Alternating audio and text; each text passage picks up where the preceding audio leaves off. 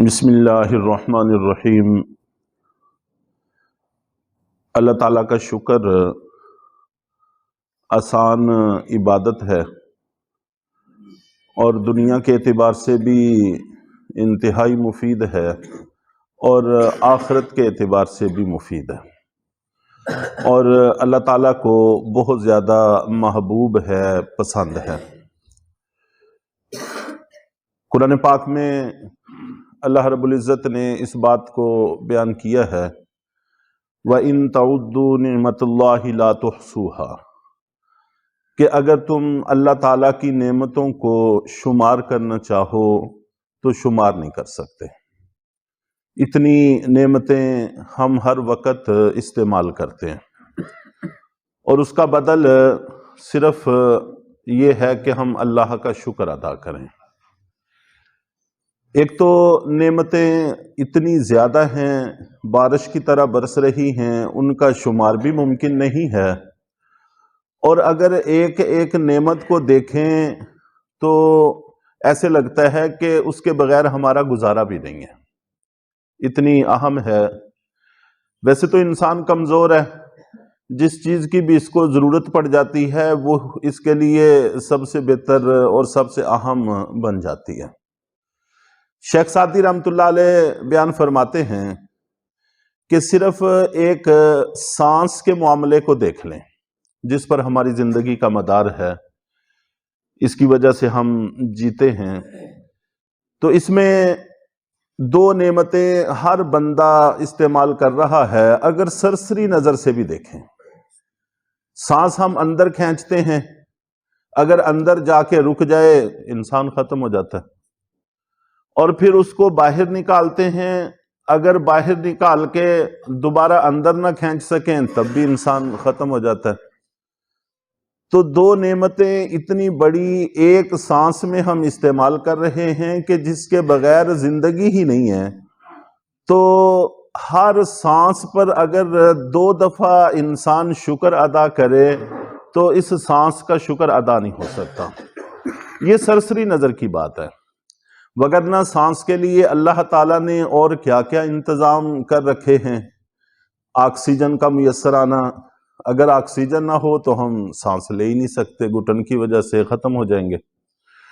اور پھر جب ہم اندر سانس کھینچتے ہیں تو اندر سے تعفن باہر نکلتا ہے، تو اس کی صفائی کا نظام نہ ہو تو ہم ایک دوسرے کی سانس کی گھٹن سے ہی ختم ہو جائیں۔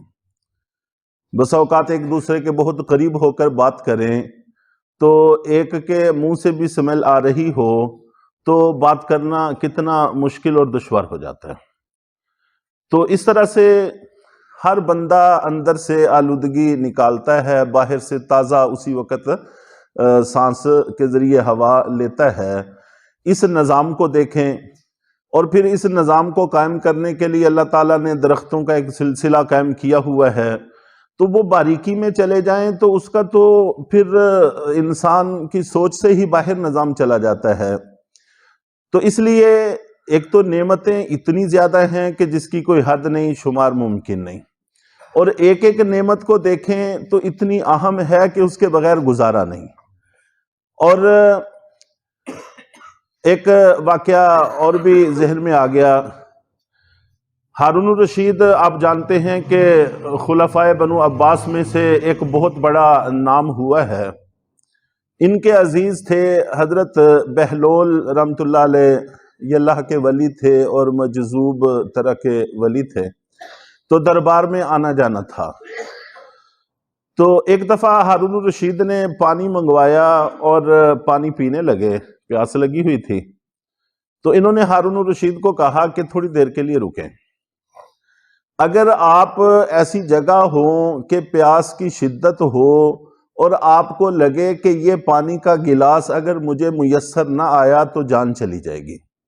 پیاس ہے، انسان ایک حد تک برداشت کر سکتا ہے، اس کے بعد پھر اس کا گلا خشک ہو جاتا ہے اور سانس لینا مشکل ہو جاتا ہے، زندگی ختم ہو جاتی ہے۔ تو ایسی جگہ پر ہوں اور پیاس شدید ہو کہ جان بلب ہونے کو ہوں، تو ایسی حالت میں یہ پانی آپ کو پیش کیا جائے اور اس کی قیمت کا تقاضا کیا جائے تو کتنی کی قیمت ادا کر سکو گے؟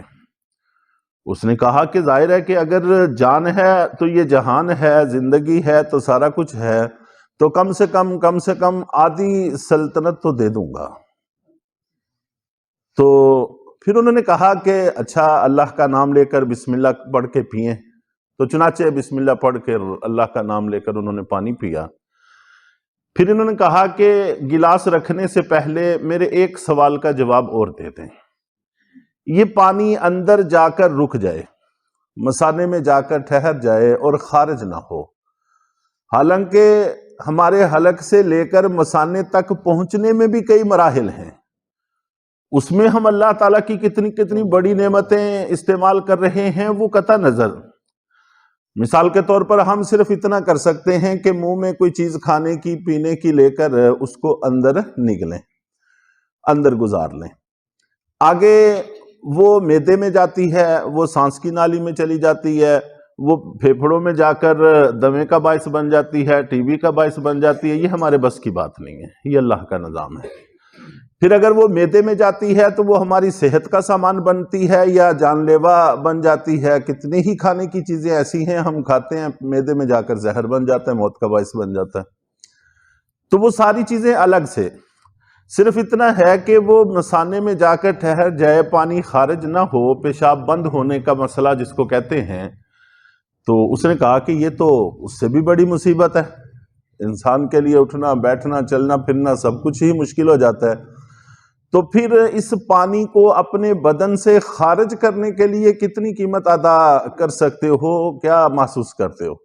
اس نے کہا کہ اگر خارج نہ ہوگا تب بھی زندگی چلی جائے گی، اگر زندگی نہیں ہے تو پھر نہ یہ سلطنت ہے، نہ حکومت ہے، نہ شان و شوکت ہے، کچھ بھی نہیں ہے، تو باقی آدھی بھی دے دوں گا۔ تو پھر کہنے لگے کہ اب اللہ کا شکر ادا کرو، ہماری اگر ویسے تو اتنی بڑی سلطنت ہر بندے کے نصیب میں نہیں ہے، ہر بندے کے بس میں نہیں ہے، لیکن جس کے پاس ہے آدھی دنیا سے زیادہ کی سلطنت، اس کی آدھی دنیا سے زیادہ کی سلطنت وہ ایک پانی کے گلاس کی قیمت نہیں ہے۔ تو ہم استعمال کر رہے ہیں، گھڑوں کے گھڑے استعمال کر رہے ہیں، اور نہاتے بھی ہیں، دھوتے بھی ہیں، کپڑے بھی دھوتے ہیں، اور اس کے علاوہ پیتے ہیں۔ تو کس طرح ہم استعمال کر رہے ہیں؟ تو صرف تقاضا کیا ہے کہ اللہ تعالیٰ کی نعمت پر دو لفظ ہم شکرانے کے بول دیں، اے اللہ تیرا شکر ہے، اے اللہ تیرا شکر ہے، یا الحمدللہ کہہ دیں، یہ بھی شکر کا کلمہ ہے اور اچھی دعا ہے۔ اللہم لک الحمد ولک الشکر، یہ بھی بہترین شکر ہے۔ تو انشاءاللہ العزیز اس موضوع پر مزید بھی کچھ باتیں عرض کرنے کی کوشش کریں گے۔ تو آج صرف اتنا ہی ہے کہ ہم اپنے آپ کو شکر کی عادت ڈالیں، ہر نعمت کے بعد، ہر موقع پر، صبح اٹھ کر شام کو سوتے وقت اللہ تیرا شکر ہے، اس کی عادت بنانی چاہیے۔ اللہ کو پسند بھی ہے، دنیا میں بھی مفید ہے، آخرت میں بھی مفید ہے۔ اللہ تعالی ہم سب کو عمل کی توفیق عطا فرمائے۔